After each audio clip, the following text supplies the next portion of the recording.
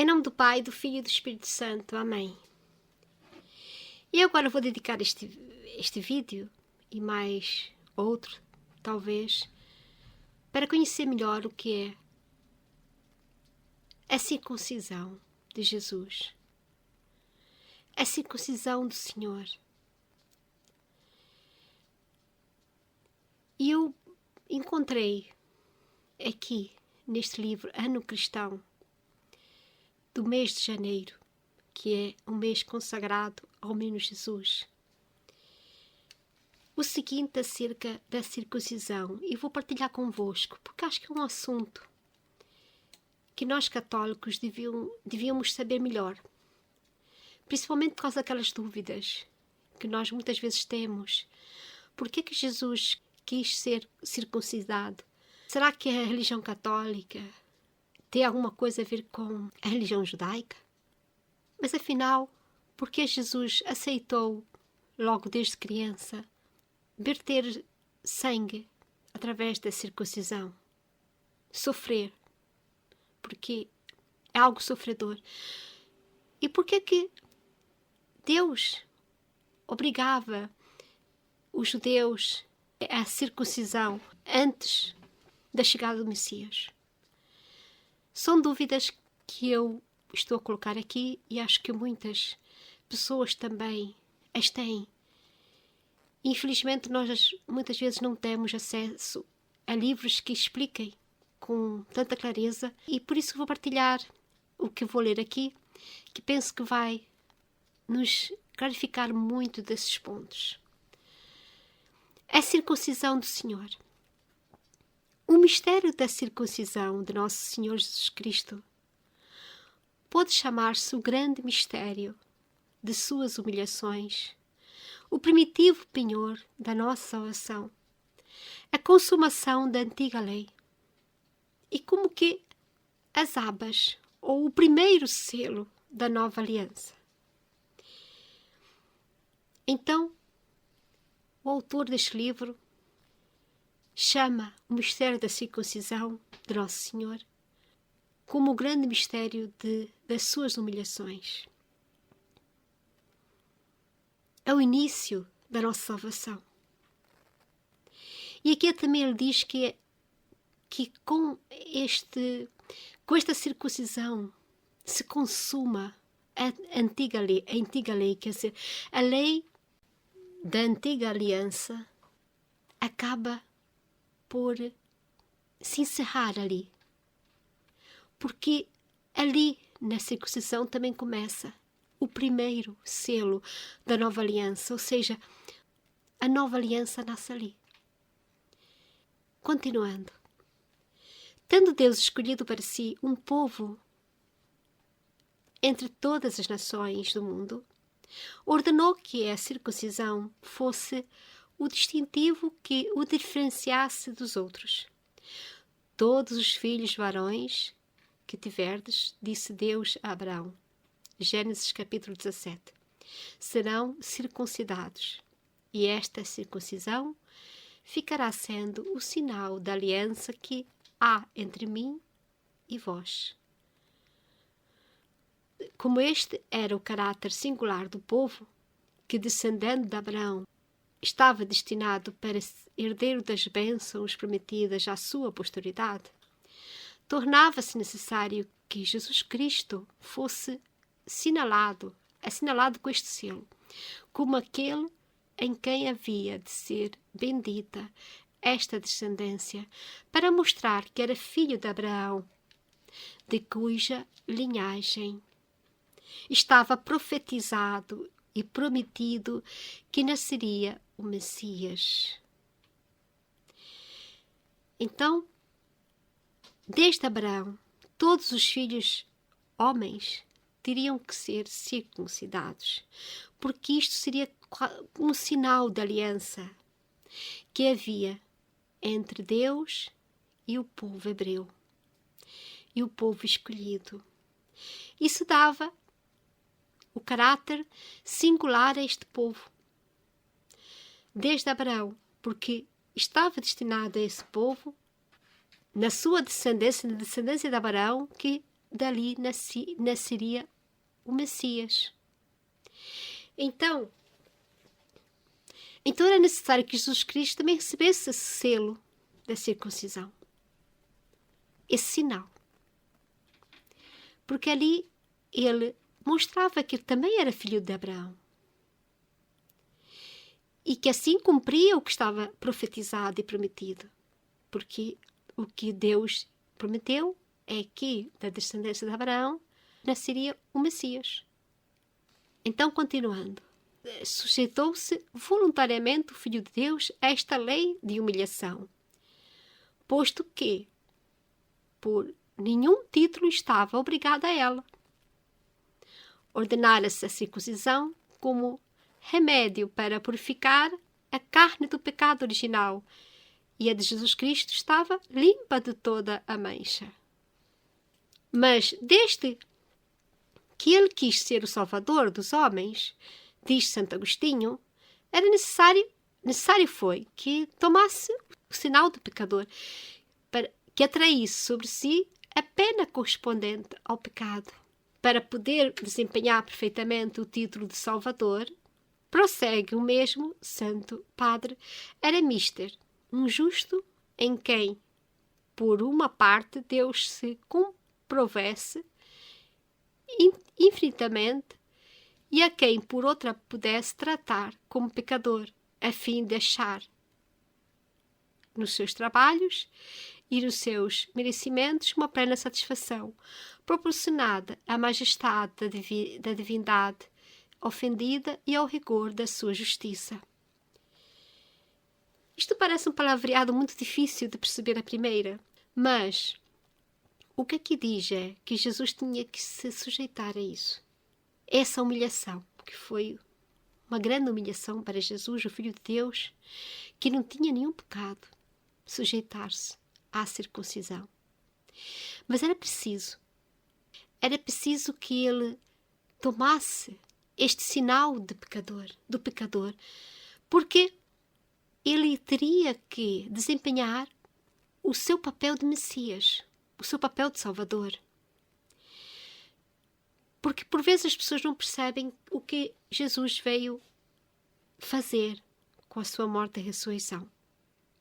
Eu há pouco tempo consegui perceber, graças ao catecismo que eu estou a seguir, de São Pio X, que faz aqui esta pergunta.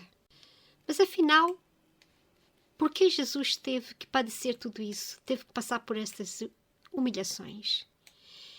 Eu vou usar do Catecismo de São Pio X, por ele ser muito claro em perguntas e respostas acerca disso e de outros assuntos, porque quando nós estamos a ler o Credo, nós dizemos que Jesus Cristo padeceu sob o poder de Pôncio Pilatos, foi crucificado, morto e sepultado. E no número 95 deste Catecismo há essa pergunta, que nos ensinam o quarto artigo do Credo. Padeceu sob o poder de Pôncio Pilatos, foi crucificado, morto e sepultado. O quarto artigo do Credo ensina-nos que Jesus Cristo, para remir o mundo com o seu precioso sangue, padeceu sob Pôncio Pilatos, governador da Judeia, e morreu no madeiro da cruz, da qual foi descido e, no fim, sepultado. Número 96, que quer dizer a palavra padeceu. A palavra padeceu exprime todos os sofrimentos suportados por Jesus Cristo na sua paixão. Número 97. Padeceu Jesus Cristo enquanto Deus ou enquanto homem? Jesus Cristo padeceu enquanto homem somente porque, enquanto Deus, não podia padecer nem morrer. Número 98. Que espécie de suplício era o da cruz? O suplício da cruz era, naqueles tempos, o mais cruel e ignominioso de todos os suplícios. Número 99. Quem foi que condenou Jesus Cristo a ser crucificado? Quem condenou Jesus Cristo a ser crucificado foi Pôncio Pilatos, governador da Judeia, o qual, no entanto, reconhecera a sua inocência, mas cedeu, covardemente, às ameaças dos judeus. Número 100. Não poderia livrar-se Jesus Cristo das mãos dos judeus ou de Pilatos? Sim, Jesus Cristo podia livrar-se das mãos dos judeus ou de Pilatos. Mas, conhecendo que a vontade de seu eterno Pai era que ele padecesse e morresse pela nossa salvação, submeteu-se voluntariamente e até saiu ao encontro dos seus inimigos e deixou-se espontaneamente prender e conduzir à morte. Número 101. Onde foi crucificado Jesus Cristo? Jesus Cristo foi crucificado sobre o Monte Calvário. Número 102. Que fez Jesus Cristo na cruz?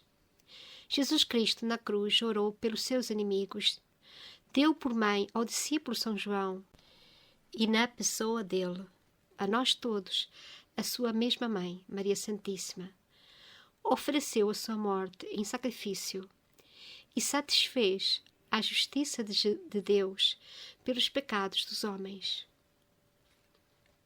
Número 103.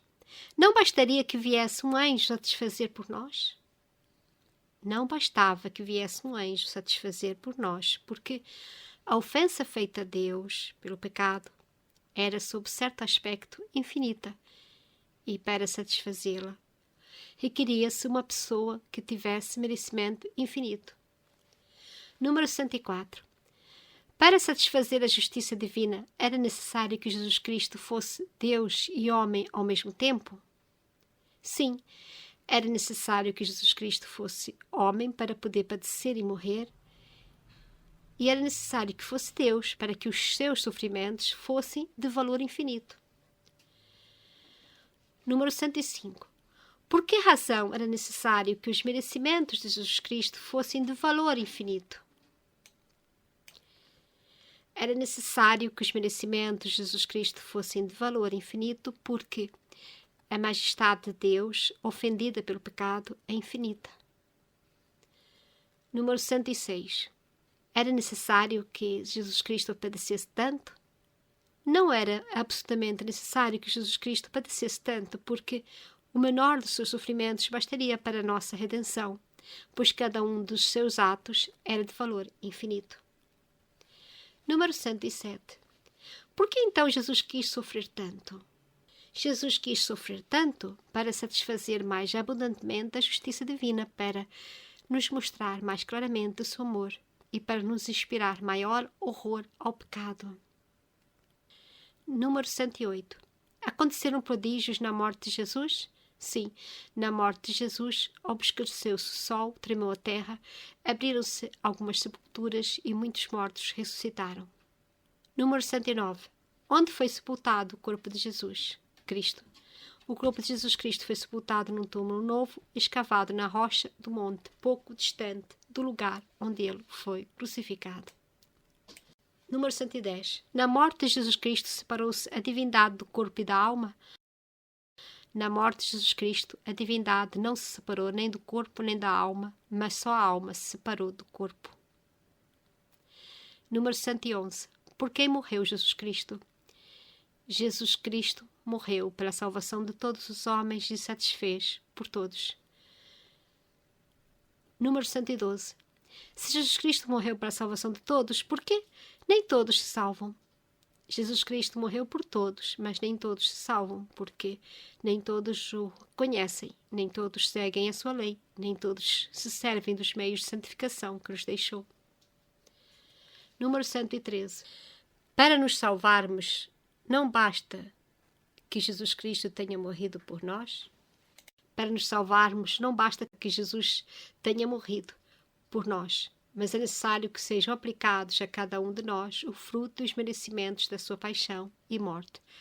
A aplicação que se faz, sobretudo, por meio dos sacramentos instituídos para este fim, pelo mesmo Jesus Cristo, e como muitos ou não recebem os sacramentos, ou não os recebem com as condições devidas, eles tornam inútil para si próprios a morte de Jesus Cristo. Então, conforme lemos aqui no Catecismo de São Pio X, Jesus tinha que ser Deus e homem para sofrer como homem, mas sendo Deus, todo o sofrimento seria infinito. Seria proporcional à ofensa do pecado original, do pecado dos homens, do pecado da humanidade. E continua aqui o autor do livro do Ano Cristão, que eu estava a ler antes. Antes da consumação deste mistério, não tinha havido no mundo propriamente Jesus, ou Salvador que fosse hóstia de propiação pelos nossos pecados. Nem naquele divino menino encontrava Deus coisa que não servisse de objeto às suas divinas complacências. Por isso circuncidou-se, e logo que aquele querido filho se deixou ver com aparência de pecador, uniu na sua pessoa as duas qualidades necessárias para Salvador do mundo, porque sem deixar de ser filho querido, tornou-se também a vítima que o mesmo Deus pedia. Foi por isto que Jesus só tomou o nome de Salvador no dia da sua circuncisão, e este foi propriamente falando aquele em que, carregado com o peso das nossas iniquidades, se obrigou solenemente a satisfazer por elas. Então, quer dizer, foi naquele momento da circuncisão que Jesus assumiu o nome Jesus, assumiu a sua missão de Salvador. Foi naquele primeiro momento em que ele se deixou circuncidar, como se fosse pecador, na sua humanidade, para que, permanecendo também Deus, pudesse ter depois todo o seu sofrimento valor infinito. E tudo isso no silêncio, na obscuridade de uma gruta. Como aqui diz o autor, vive vida pobre e obscura, vida laboriosa e humilhada, opróbrios, suplícios e morte de cruz. Tudo dimanou da dura obrigação que neste mistério contraiu. Nada padeceu na sua paixão, nem durante o decurso da sua vida que não houvesse livremente aceitado na circuncisão. Isso quer dizer que Jesus na circuncisão aceitou livremente tudo. Aceitou ser efetivamente o Salvador. E por isso só a partir dali é que ele assumiu o nome de Jesus o Salvador, o Messias. Todas as outras humilhações de Salvador foram, em certo modo, ilustres pelo esplendor de algum milagre. A presente careceu de todo o brilho que a ilustrasse, porque nela tomou o sinal, a confusão e o remédio do pecado. É verdade que semelhante humilhação no verdadeiro Filho de Deus foi tão assombrosa como poderá ser o maior de todos os prodígios. Pode-se dizer-se que foi propriamente nesse dia que começou a redenção do mundo e que Jesus Cristo tomou posse da sua qualidade de Salvador, pois foi nele que desempenhou as suas primeiras funções como tal, pela primeira efusão de seu sangue.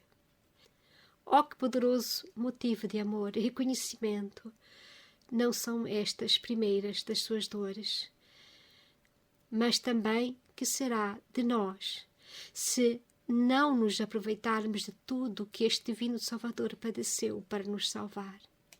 Que nós possamos não deitar fora tudo o que Jesus sofreu por nós. Jesus sofreu realmente por todos, como diz o Catecismo de São Pio X, mas só alguns irão beneficiar do que ele sofreu por nós. Só aqueles que efetivamente o seguirem, efetivamente fazerem o que ele pediu e o que ele deixou aos seus apóstolos, pela Santa Igreja Católica, pelos sacramentos. Tudo isso, todas essas riquezas que Jesus deixou para nós, para que possamos participar da graça, da redenção que Ele nos deixou. Porque Ele veio dar, como Ele mesmo disse, o caminho, a verdade e a vida. E ninguém vai ao Pai senão por Ele. Então, que nós possamos aprender cada vez mais sobre o que efetivamente Jesus fez por nós e, conscientes dessa verdade, termos este horror ao pecado. Este horror ao pecado porque foi por causa desse pecado da humanidade que Jesus sofreu tanto naquela cruz. Sofreu tanto naquela cruz e desde esse início, desde essas primeiras gotas de sangue da sua circuncisão, em que Ele assumiu a sua missão de nosso Salvador, que nós possamos contemplar esse mistério da circuncisão como uma grande graça, a maior prova de amor que Jesus poderia dar à humanidade. Em nome do Pai, do Filho e do Espírito Santo. Amém.